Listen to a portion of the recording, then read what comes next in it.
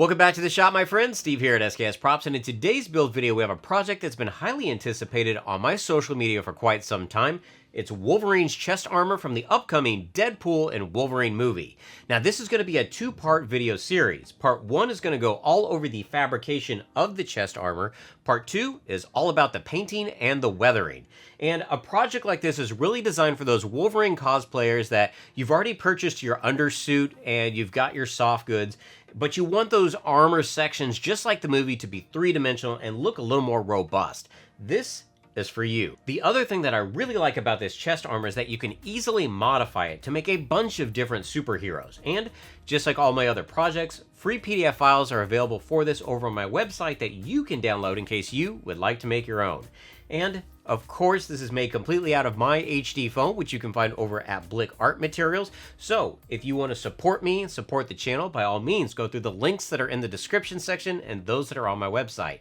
When you do, not only are you getting the best crafting foam out there for cosplay and props, but you support me, which means I get to continue to make awesome things like this and give you free PDF files and show you how to put it all together. So I want to show you what it takes to put Wolverine's chest armor together. Let's go ahead and get started. We're going to start making the chest armor by taking part A, separating this into sections and tracing them onto some 10mm foam. Using a well-sharpened knife, these pieces can be cut out and set aside.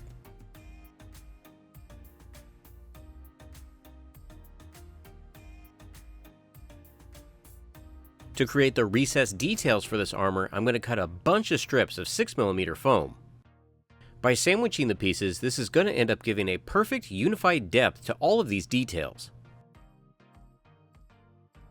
Now, this is going to be a ton of work, so if you did not want to go this route, you could also do the score and heat method, which will open up the foam.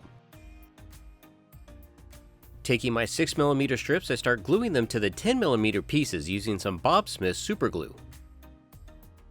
Any excess foam that's sticking out can easily be trimmed away so that it sits flush.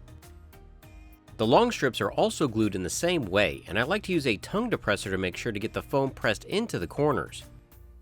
Once all the pieces for the pec armor have been glued together, you can see just how great that looks. This same process could then be repeated for the armor on the opposite side.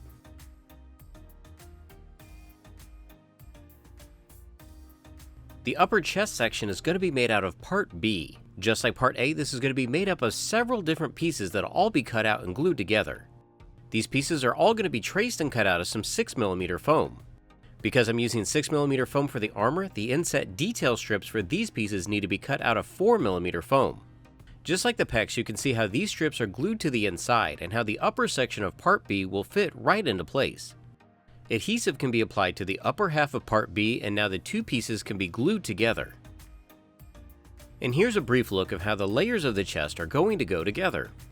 There is a detailed scribe on the upper half of part B, and to make this we're going to use the score and heat technique. I'm using a very sharp hobby blade, and I'm going about 1/3 of the way down into the foam. Making sure to wear my respirator, I'm now going to heat the foam with my heat gun. This is going to cause the foam around that cut to shrink, which is going to open that gap up. The pecs need to be attached, but first I need to round over all of the outside edges with my rotary tool. And then after a quick heat seal, I can then start manipulating the foam to give it a nice compound curve. To attach the armor, I'm going to be using my double adhesive method of Weldwood contact cement and Bob Smith super glue. Now notice that I'm curving the pectoral armor as I'm pressing it down. This process is also applied to the upper section of the pectoral armor to help it conform to the body.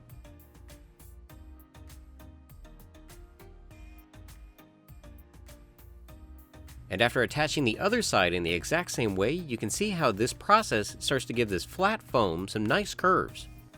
Now the lower section of the pectoral armor needs to wrap around the body even more. And to achieve this, I'm going to be cutting some strips of 4mm foam and gluing those to the backside while the foam is rounded. The lower section of the chest armor is first going to be made up of part C. This larger section is going to be traced and cut out of some 6mm foam. And as a reference to myself, I lightly mark where the abdominal armor will eventually go. Now note there are lines on either side that we're going to be doing the score and heat method to once again.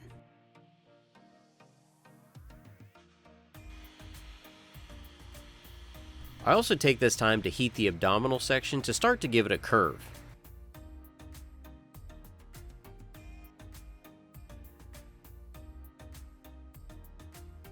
Now for the ab armor, these sections are going to be made out of template part D.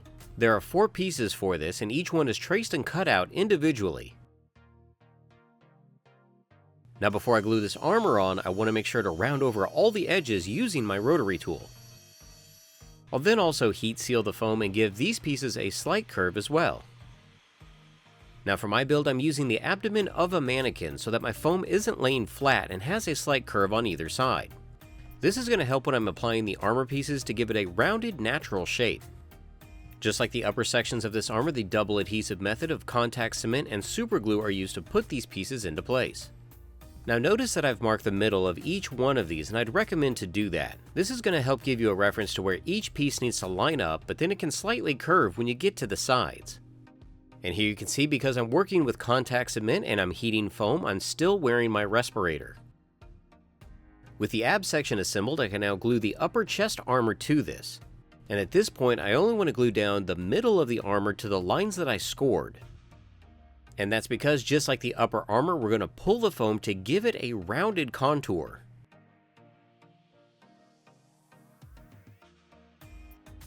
And here you can see all of that pulling of the foam and gluing makes sense when you see it together. The sides of Wolverine's armor are going to be made out of part E. These sections are going to be traced and cut out of some 6mm foam. And for reference, notice that there is another score and heat line here. Another thing you need to do is trace all of the line details onto your foam as well, because these sections are all going to get the score and heat technique. And when scoring foam, I would always recommend to sharpen your blade after every couple of cuts. And you can always round over the foam to make sure that all the cuts connect and that they're deep enough for this treatment. Once I determine all mine are okay, I can lightly heat my foam and then open all of these cuts up as well. And here you can see the score and heat line will give a reference to attaching the abdominal armor. Once again, I'm using my contact cement and super glue. And notice I'm leaving a slight gap between the heat and score line and the part C armor.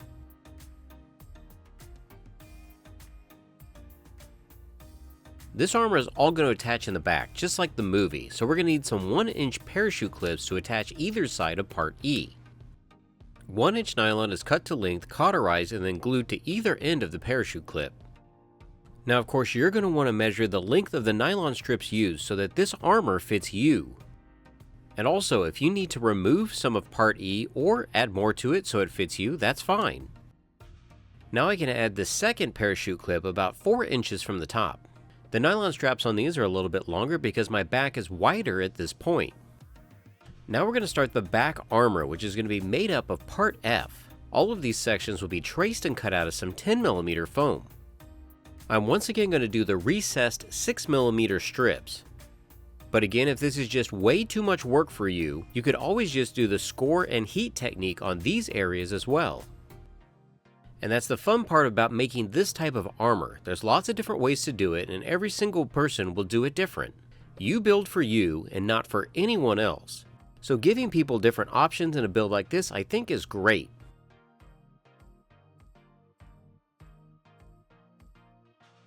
Additional 6mm strips can now be attached at the top and the sides.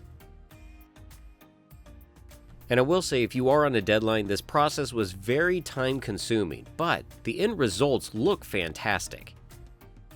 Now I can put all the rest of the back armor together. These are parts that I changed a little bit from the movie, these shoulder blade type sections. In the movie, they're very seamless and pretty much just blend in, but because we're using foam, I wanted them to have a really layered look. These were traced and cut out of some 6mm foam before being rounded on all the edges with my rotary tool.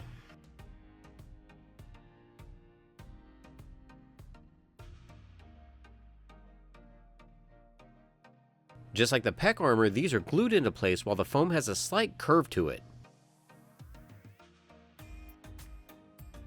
This will allow the back armor to better conform to the body.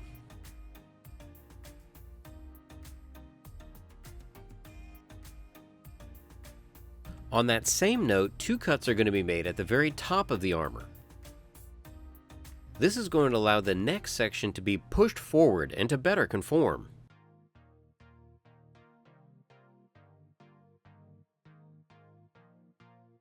The shoulder straps of Part B can now be attached to the back armor.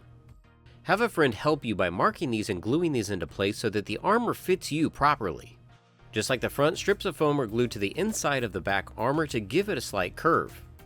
Now for my build, the bottom of the back armor is approximately 6 inches from the bottom, just as a reference.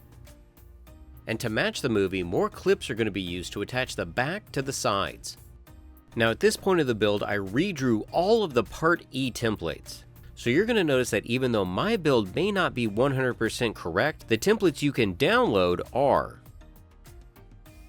More nylon webbing is attached to the parachute clips, and I can start to see where they will attach to the back armor and where the other end will go into the side. I line my clips up where just the smallest amount is exposed on the end, and then I can mark the placement of that on the side of the armor. Then I can slice into the foam at these sections and press the webbing through.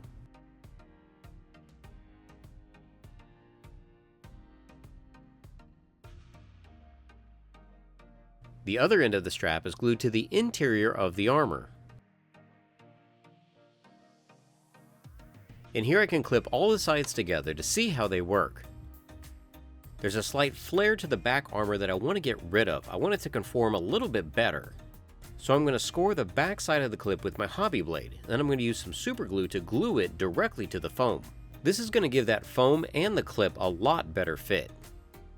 The lower back armor is going to be made out of Part H, and this is traced and cut out of 6mm foam. Once again, noting the score and heat lines on either side.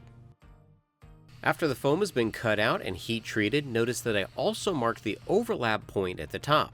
This is where Part F is going to attach.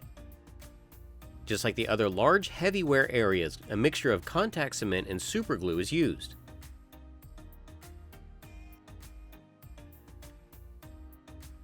Just like the upper section, the lower back will also attach to the sides using a parachute clip.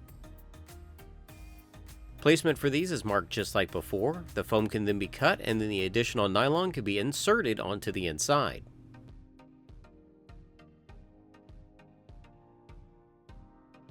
I also don't want these bottom sections to flare too much, so once again I'm going to use my hobby blade to score the back side of the clip and then glue those directly to the foam. Just to make sure that the nylon doesn't ever pull away from the foam, strips of 2mm foam are super glued on top. This sandwiching process gives it a very durable bond. And with all the back clips attached, we can now move on to the top of the armor. The 2-part eyepieces are going to wrap from the front to the back of the shoulder area. Now depending on your size, you may need to trim this piece or make it a little bit longer so it fits you. Part I is going to be traced and cut out of some 10mm foam before being rounded over with a rotary tool and marked for placement. Super glue can then be used to adhere this piece into place. To give the trap armor a little bit of a bump up, I'm going to use Part J, which is also going to be traced and cut out of some 10mm foam. The difference being I'm going to sand down the front to give it a gradual slope. That means that once this piece is glued into place, it gives it a slight ramp from the front to the back. Now for the armor that's going to sit on top, which is going to be made out of Part K. You could always remove or add material in the middle to extend this or make it a little bit smaller so that it fits you. Part K is also going to be traced and cut out of some 10mm foam, making sure to note all the score and heat line details. Just like some of the other details on this armor set, all of these lines are going to be traced with a hobby blade about 1/3 down into the foam. A heat gun will once again be used to open all these lines up, and you can see just how crisp and clean those detail lines come out. I can now go and round over all the edges with my rotary tool. I'm going to mark with a pencil exactly where this needs to be glued into place. Super glue is going to be used to put this into place so you can see how I line up the lines from Part B on the front.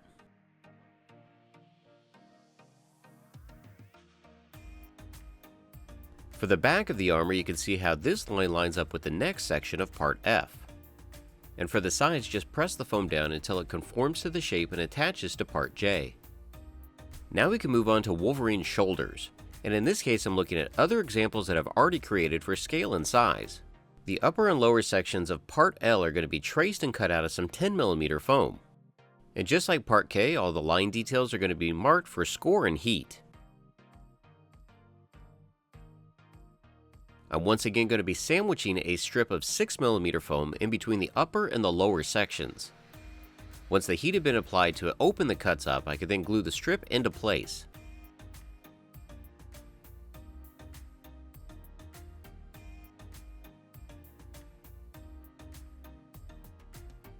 With the shoulder pad assembled, I now wanted to keep this rounded shape, so I'm going to cut a large strip of 2mm foam. Heat will be applied to manipulate the foam into a curve, and while the shoulder pad is in this state, I'm going to glue the strip of 2mm foam to the underside. This is going to help make sure that the shoulder pad retains this shape and it won't go flat. Small strips of 2mm foam can now be glued into place along the bottom edge. And this is one of the sections that's different on the template. The strip will go all the way to the back.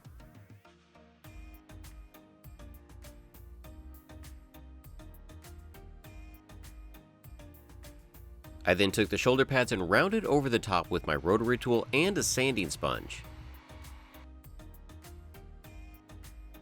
This is going to help the look of the shoulder pad match into the armor a little bit better. I could then take longer strips of 2mm foam and glue those around the top. Now notice I also sanded the top edge of this with my rotary tool as well, just to give it a more rounded appearance. To attach the shoulder pads, I'm once again going to be using nylon and parachute clips. This is going to make it so if you ever had a cosplay and you wanted to do Wolverine without the shoulder pads and without the sleeves, you could definitely do that. But if you wanted the shoulder pads back on for a different shot, it's as easy as just clipping them into place. With a pencil I could mark the middle of the shoulder pad and then hot glue and super glue the nylon down.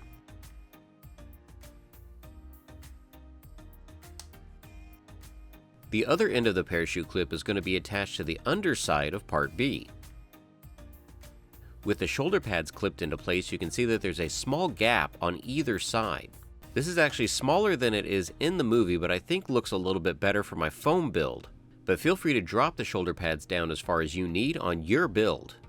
We're getting close to the end of the fabrication on this one, so let's go ahead and move on to the belt. The belt is going to be made up of part M. This is going to be traced and cut out of some 6mm foam. And notice on the ends you could extend or cut this back so that the belt fits you. With the belt template traced onto the 6mm foam, I'm once again going to score and heat all of the line details.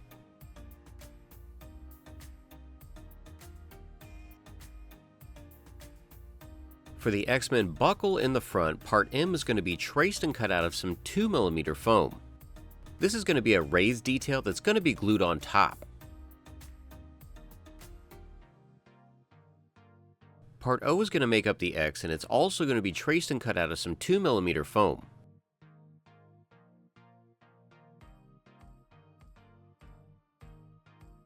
I did some very faint score and heat techniques to this piece as well, but when heating 2mm foam, be very careful because it can cause it to shrink a little too much. And if you don't want that to happen, don't feel like you need to heat this piece at all.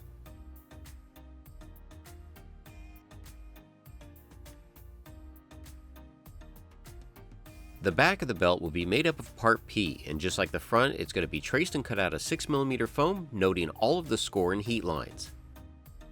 This piece is important because it helps cover up how the belt opens up in the back, because again, I want all the front to be seamless.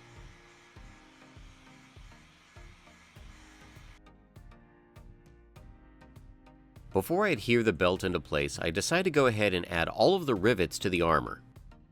These are going to be made by using a 1/4 inch leather punch on some 2mm foam. The punch is perfect for a process like this because it's sharp enough to give perfect circles. Using my templates, I'll go back to all the sections that need the rivets, draw around those, and then glue them into place using some super glue. Now for the actual armor in the movie, they're a little bit more inset, but I like the look of the raised rivets for my foam build.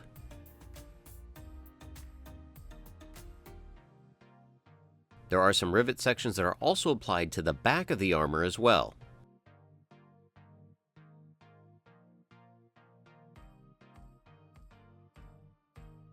Now remember when I marked the middle of part D in the beginning? That was really important because now it's going to help me line up the middle of the belt with the chest armor. I also marked the back of the belt, leaving a little bit of room in between the two pieces. This is where part P is going to help cover it up, and it's also marked on either side. Contact cement and super glue are added to one side of part P. Do not add it to both sides. The other side of part P, I'm going to be using some industrial grade Velcro. This stuff is ridiculously strong and should work great for this operation. The whole reason I'm doing this is going to allow the belt to come apart in the back. Then the back armor can unclip, and that's how you put the whole chest piece on. Now this industrial Velcro does have an adhesive backing to it, but I add small drops of super glue just as an extra precaution. But once this is pressed onto the foam, it's a very strong bond. So I'd recommend that if friends are helping you get in and out of this, tell them to hold onto the Velcro while pulling it apart just so it doesn't have an opportunity to rip the foam. Just like using the heat gun, we're going to be wearing our respirator once again because we're going to be using a heat tool to add our battle damage. I first mark all the sections that I want with a pencil, looking at my references off screen. That way I'm not having to go in blind or guessing where these details need to go. Then by using a rounded bit on my heat tool, I can simulate some bullet holes.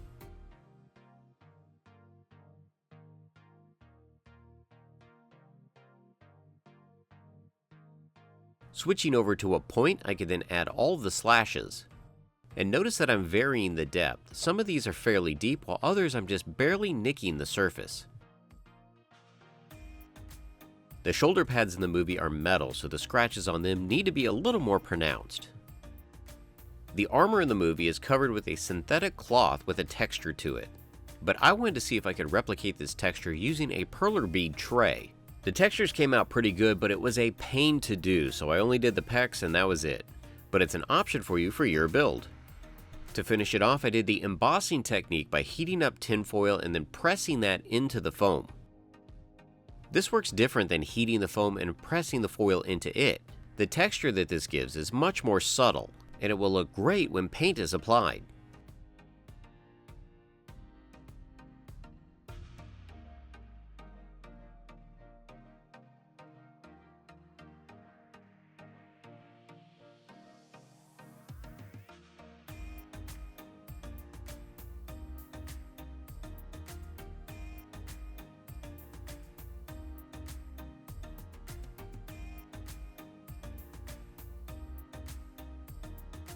So you all can see the steps that I took to put together Wolverine's chest armor from the upcoming Deadpool and Wolverine movie. And again, if you would like to make your own, free PDF files can be found for this over on my website. Links to those are in the description section. And if you are building any of my builds or utilizing HD foam, be sure to tag me at SKSProps on Twitter and Instagram because I want to see your creations. Now be sure to swing back by for part 2 where we're going to be painting and weathering this and making it look movie accurate.